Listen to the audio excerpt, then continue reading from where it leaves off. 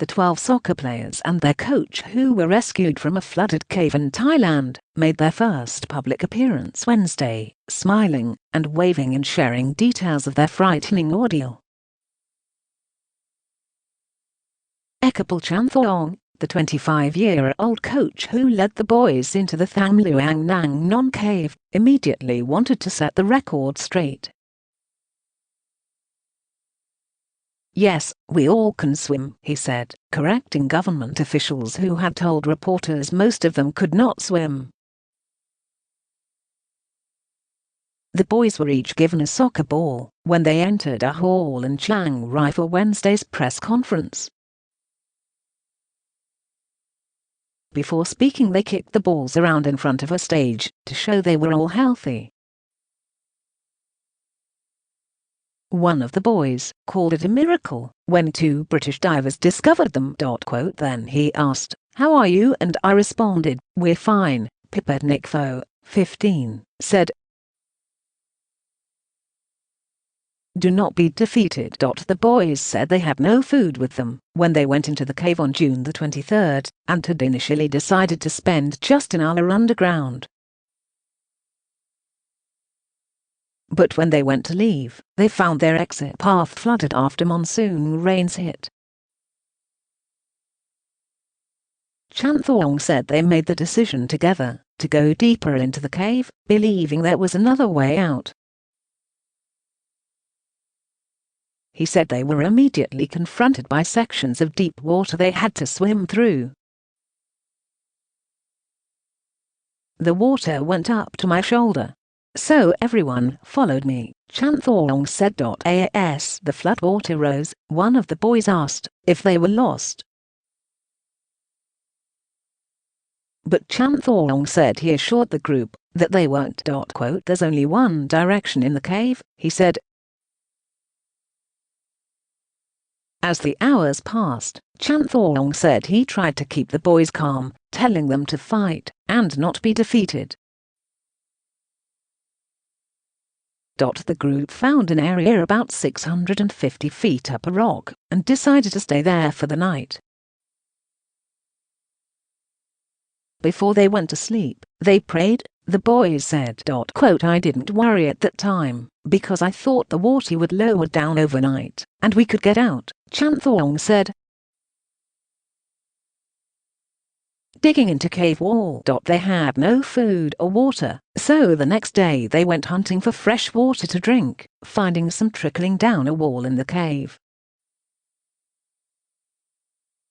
"I felt weak and very hungry," said the youngest boy, 11-year-old Chanan Vibarungruang. "I drank water to make me full." As hours stretched into days, the boys said they would take turns digging into the cave walls, believing they could tunnel their way out. "I would dig on the cave walls," Chanan said. "I could dig 3 to 4 meters with rocks to find a way out."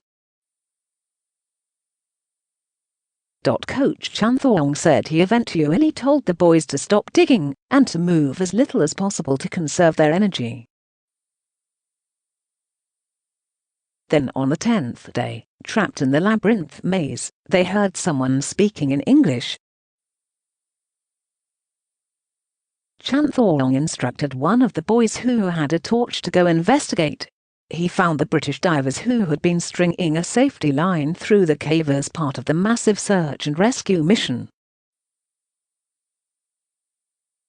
Asked if they would ever return to the cave, all of the boys said, "No." "If someone invites me, I would say no," Chanthawong said.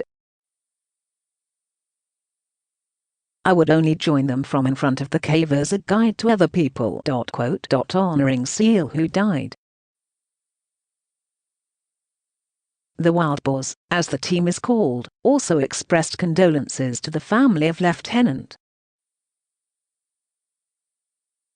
Colonel Simon Goonan, the retired Thai Navy SEAL who died during the rescue mission. They showed a framed drawing of Goonan that they all signed and planned to send it to his family.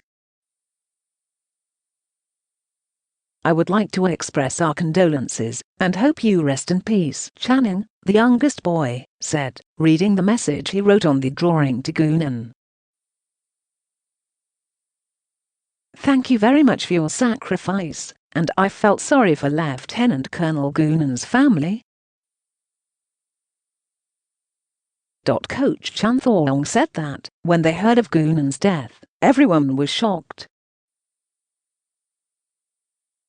"Everyone was saddened by the news, and we felt guilty that we were the cause of his death."